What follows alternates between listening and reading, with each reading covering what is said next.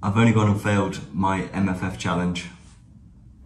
What's going on, people? Welcome back to another video. So in this video, I wanted to kind of shift it up a little bit. I wanted to just be very transparent and very honest with everyone. So over the past couple of months, I've been doing a My Forex Funds challenge, which I have just failed over the past couple of days. Now this does come with a slight twist because I have failed, but I haven't actually, broken any rules, which means I haven't really failed it. I haven't really, I just basically didn't meet the profit target. Now this was on phase 2 of the challenge. This is an evaluation challenge, right? So you do the phase 1, you have to make 8%, I believe. And then on phase 2, you need to make 5%, right? Now, over the past couple of months, I've been really busy. I've been kind of running around. I've gone back to England. I've spent some time with the family.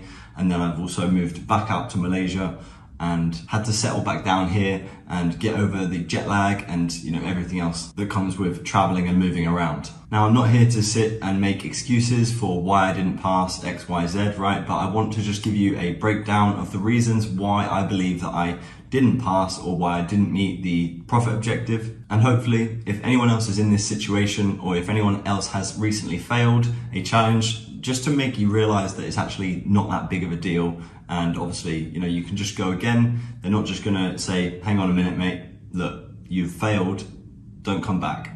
They're not gonna say that, right? They want your money. The whole idea of a prop firm is they obviously make money from you buying challenges. So they're obviously gonna say, yeah, welcome, come back, buy another challenge, try again. Okay. Now, the reason I made the most recent video that I just uploaded was higher time frame narrative, right? Building the higher time frame narrative and how to understand and have a backing behind the positions that you are taking, is because this is one of the things that I failed to do during my phase 2 of this challenge. So I just wanted to document my journey and just kind of, look back in a few months or so when I have, repassed the challenge, right? I've got another account with my Forex funds. And then I can look back and say, that wasn't really too bad. Obviously, what we need to be doing as traders is getting used to failure, getting used to losses and all these kinds of things, right? Because losses are one of the main things that we have to deal with on a day-to-day basis. And losing a funding challenge is no different, right? It's still, a setback or a loss or,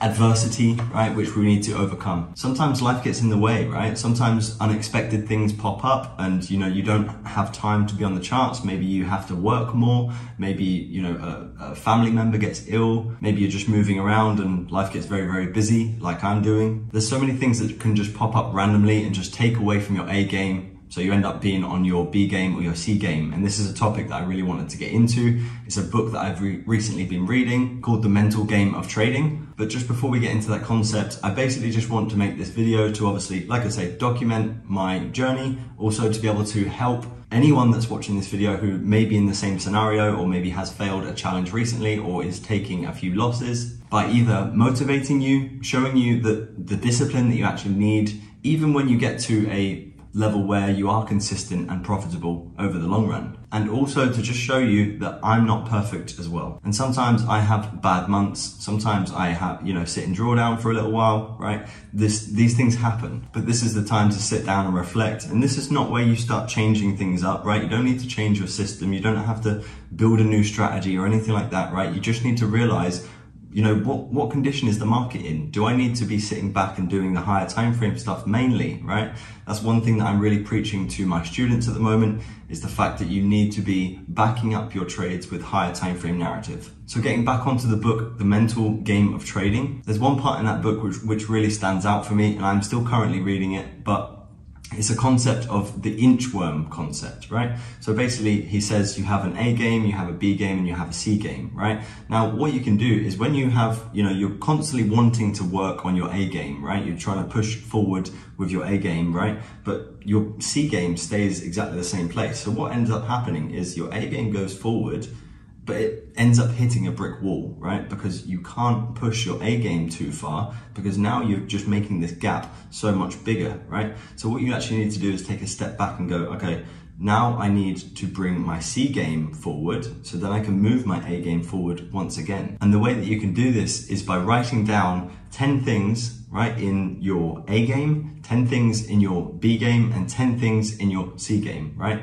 And then what you'll do is you'll tick off all of these things, let's just say, for example, on your C game, you're really not focused, you're not, you've got too many things going on around you. Let's just say, for example, one of these unexpected circumstances comes up, like we were just talking about. But then in your B game, you are more focused, you're kind of at the charts, but you're still not quite there, right? You're not at your A game yet. You can still catch positions, but maybe you make silly mistakes, or maybe you just don't look for those higher probability setups. And in your C game, maybe you don't even follow your plan in your C game, right? Maybe that's how bad it can get, right? But then you need to look at how good it can get, right? And that's your A game, right?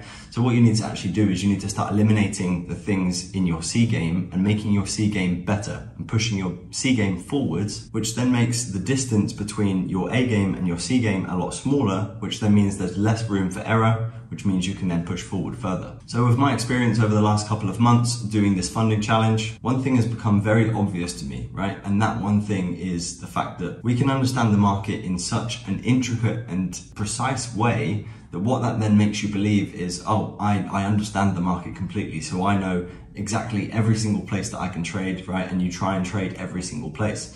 Now, you will see people online who, let's just say, for example, you've got some people that aren't really taking positions and then other people that are taking loads, right? And then the next month round is basically flipped, right? So the other people are taking loads of positions and the other people now aren't seeing it, right? And this comes from a perception kind of understanding, right? We all perceive the market slightly different. Whether we're using the same strategy or not, we are all going to have our own perceptions of what the market is actually going to do. So because of this understanding that we have, and each of us have our individual understandings, we can basically find setups everywhere, right? It doesn't make a difference where you look. It doesn't, two people can be looking at the same market, but one might see a setup and one might not, right? That's absolutely fine. But when you start reducing the quality of the setups, this is where I then fell into this category of, I was looking for positions which maybe didn't, weren't the highest probability that I could have taken. I feel like maybe what I did is I let the time restrictions get hold of me, and I, because I was kind of rushing around and moving to the UK and then seeing family and catching up with friends and then coming back out here, right? And I'm kind of rushing around, meeting people, X, Y, Z. I felt the time pressure. I felt like I needed to get these positions in, and although they may fit the plan, right, they didn't have anything backing them up. So although I have failed phase 2, I've now messaged my Forex funds. I don't know what happens next. I am in profit. I haven't broken any of the rules. All I did was I ran out of time, right? So I will post a little picture just here somewhere of the results. Basically, I did have quite a down month, or a down couple of months. I was just taking these smaller positions, right, which like I say, didn't have anything backing it up, which ultimately led me to take a few shitty positions, really. Like, I wasn't breaking the plan, I wasn't changing anything, I just took a few positions which didn't have anything backed up. So it's all fine and dandy that I'm sharing this information. Obviously I want to journal what I've done, right, and I want to look back at it eventually. But what we need to do is we need to set a plan, and we need a plan of action. So for me, going back to the video that I just uploaded with the higher time frame narratives, how to build, everything like that, what I'm going to do is, I've realized that my life is a little bit busy right now. Obviously I'm, still mentoring my students, so I'm there for them majority of the time. But what I'm actually trying to do is just trade the higher time frame setups like in the previous video. These are the kind of setups that make complete sense, right? They have everything back in the lower time frames up, right? And it's basically just doing exactly the same thing over and over again until you get down onto the lower time frames, and then you can execute the position with a relatively small stop loss and still target these higher time frame levels, which then allow you to get these higher risk to reward trades. And then obviously I'm using the trade assistant, so I don't really have to manage it too much, because obviously what I can do is I can just set my partial levels, and I can pretty much just walk away, and I can check it every couple of hours or days, and I don't have to worry about oh, I need to take partials here, or I need to do this, or I need to do that. I've actually removed,